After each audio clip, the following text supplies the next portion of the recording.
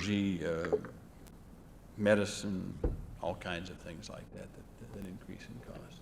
Would you mind telling us which of these three plans you are in favor of?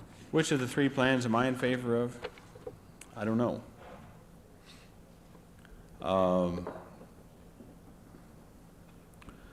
I guess I am for what I would be in favor of is the administration program, only because I think that it's probably closer to something that we could actually get right now. Tracking it for a few years and then phasing in the Kennedy proposal later on. If the economy were just a little bit different right now, and that's what I often say about national health care insurance. It's too bad Harry Truman didn't win on that one. We had entered a period at that time in our country when our economy was blossoming. Everybody was working. There was no unemployment through the late 40s, all through the 1950s and early 60s. Our economy was in great shape. If we could have institutionalized that and put that in place, I think we would be much better off today. But I can't turn the clock back. Neither can anyone else.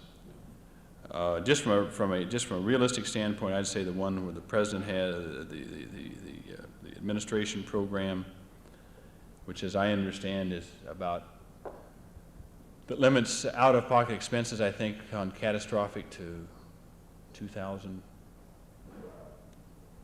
or $2,500, I think it is. Senator Long says $3,500, which provides for, I think, an employer-employee mix of 65-35, 75-25. Is that the administration's? 75-25 is the administration's. What's the Long proposal?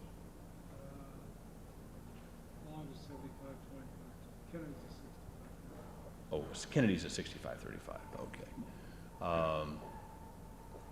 But I think we could get. I would hope that we could at least perhaps move the administration's proposal and get that in place, and then track it, see how it goes, see what the costs look like, and see if at some point we may not want to move to the entire coverage program. As you know, that's another thing I think that people often are concerned about the Kennedy proposal. As you know, the Kennedy bill right now is much different than the Kennedy bill of 4 years ago or 3 years ago. It's been changed considerably. Basically, it utilizes the private insurance companies, the Blues, the Blue Crosses and Blue Shields, HMOs, and one other group as the private insurers. Individual practice associations. IPAs, that's right, individual practice associations, IPAs, as the 4 private insurers that would carry it. And so that's quite a bit different than what he had first come up with as running it through the Social Security system. Would this bill, the administration bill, wipe out Medicare as it is now and just pay for anything over $3,500? I think it merges. It does something. It merges Medicare and Medicaid, and then into one program, and then would pay for the elderly and the disabled and the disadvantages out of that one program. There are a lot of doctors now that won't accept these programs, and there's no way you can use the insurance, even if you got it, pay the doctor. How would you address this problem?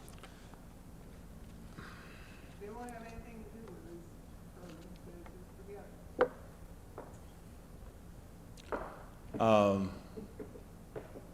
Go to a different doctor? If you tag Medicaid on it, too, that'll wipe out some more. There are a lot of doctors that won't handle Medicaid. Well, the only problem I can see is where you can't go to a different doctor.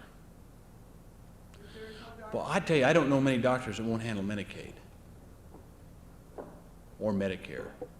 There may be some that are in some kind of specialties, but I don't know. they said that nobody in southern Florida, for instance, would handle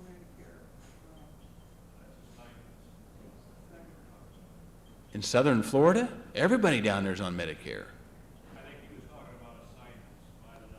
Doctors in Florida will not accept assignment. You know, the doctor has the choice. Oh, I see, I see. Well, I wonder why that is.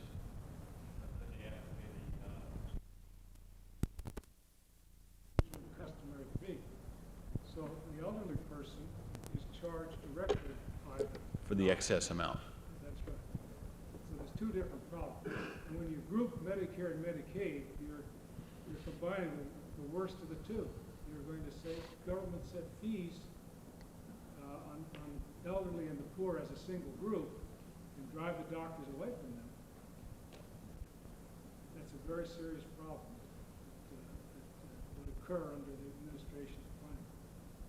It's a two-class system. I see. There's no set fees on the rest of the population, only on the elderly and the poor. So what you're saying is the doctors just wouldn't accept that. That's right.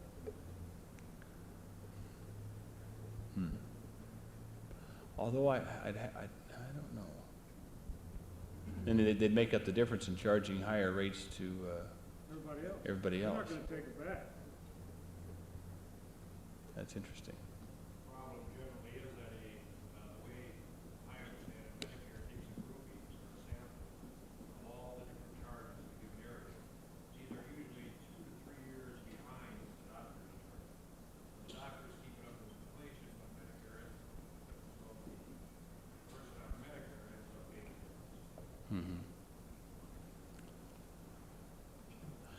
I don't know. I made a statement some years ago that I favored the Kennedy proposal, but I've learned since then that that's just not going to. I just don't think the votes are there. We just simply don't have the votes for it. What you point out again is one of the problems. What I'm afraid that may happen is that we may get, as you say, the worst of both possible worlds. And a lot of times when we start out on programs like health insurance or Medicare or Medicaid, rather than really making them really function well, you wind up with what everybody doesn't want because of the competing interests. And then it's worse than if you had nothing at all sometimes. I don't know, perhaps we just have to start, we really have to start changing perhaps the way we view the practice of medicine in this country. Perhaps we have to do that. I know as a lawyer myself, I was always taught in law school and all the law professors after I got out by lawyers that that one of the reasons lawyers don't advertise is that it would ruin the legal profession. That it would make lawyers, it would lower the general level of legal practice down, and the standards would become so low that lawyers would be advertising and people would be taken in, and the whole legal community that we had established in this country would come tumbling down if we ever had advertising for lawyers. Well, you're told that so much you tend to believe it. And then when the Supreme Court finally decides that lawyers can advertise, and they've been doing it now for a couple of years, it hasn't bothered them a bit. Some lawyers advertise, some don't. The legal profession is just as secure as it ever has been in this country. And it hasn't lowered the level of legal expertise. Perhaps the same thing is true of doctors. They say, well, if you ever do away with the private fee-for-care system that we have in this country, that the level of medicine would drop down, that doctors wouldn't be as conscientious, they wouldn't work as hard, they wouldn't be as willing to study as long and to keep up on everything. Well, maybe we've been told that so long that we believe it, but maybe it's not necessarily true. I've often wondered whether or not health care, or at least a modicum of health care, I don't know how much, but at least a certain standard of health care, isn't really a basic right that we all ought to enjoy in this country. You know, it's sort of like education. The founders of our country and our drafters of our Constitution, our early founding fathers, set up a system of free and public education in this country so that every child in this country would have at least a certain level of education. And it's been part of our national philosophy ever since we've been a country, that it was one of the basic rights that we as Americans have, a right to a decent level of education. Now, it doesn't mean that we all get to go to Harvard. Doesn't mean that we can all go to Southern Cal or Michigan State. We can't all go to, or what? Or Iowa State. No. I went to Iowa State, so we can go to Iowa State. But you know, you think about these very high-cost private schools like Harvard and Yale and places that cost you an arm and a leg to go. No, it doesn't say that everybody is allowed to do that, but that there's a certain amount of education that we're going to provide free and public to everybody in this country.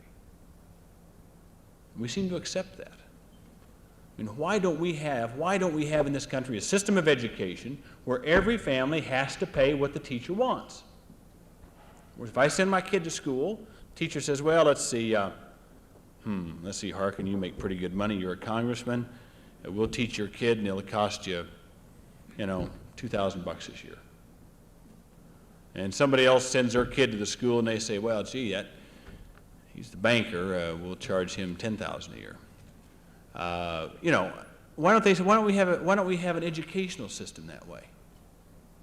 How would we like that? It would be private.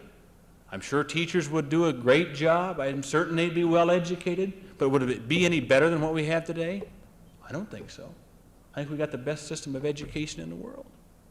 But why is it that we have to think of health care and the practice of medicine in a different way?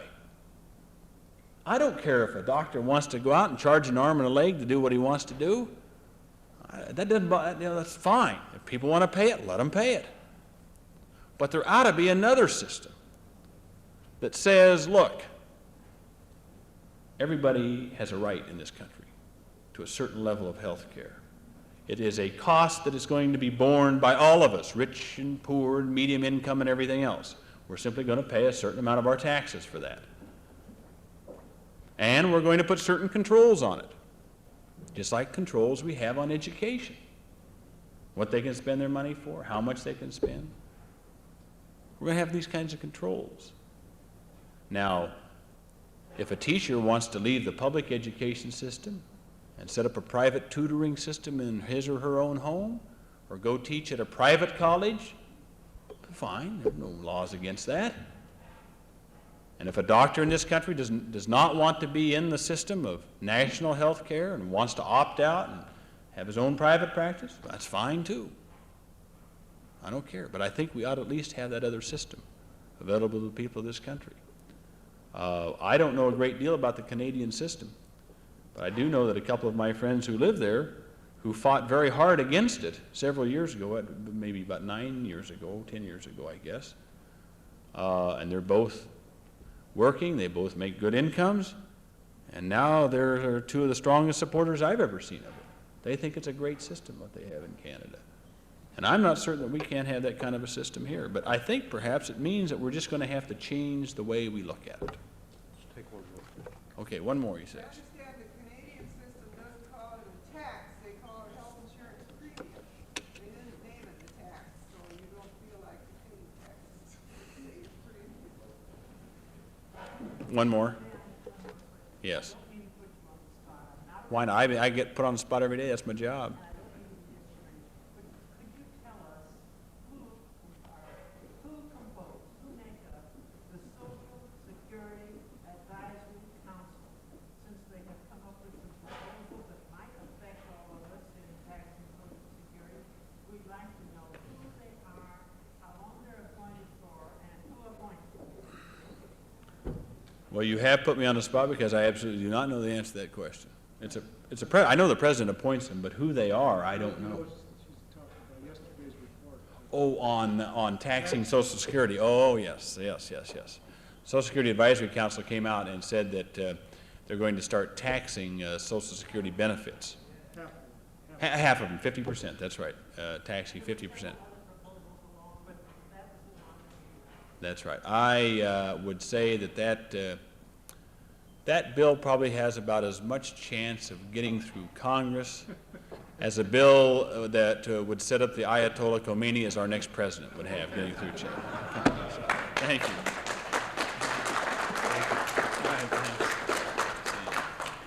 Congressman and Max Fine, we've enjoyed a rewarding afternoon. Thank you, ladies and gentlemen, for being with us. We appreciate you coming from long distances. We have some information for you on the table over there, one in blue called the Health Care for All Americans Act, a summary of the Kennedy-Waxman bill, another one on national health insurance bills that talks about the differences between the president's version and the Kennedy-Waxman bill, and our own association, hot off the presses. I brought them with me from the weekend when they came in the office Friday night. Questions to your answers about national health insurance. So feel free to take one of those off the table as you go home, and thank you again for coming.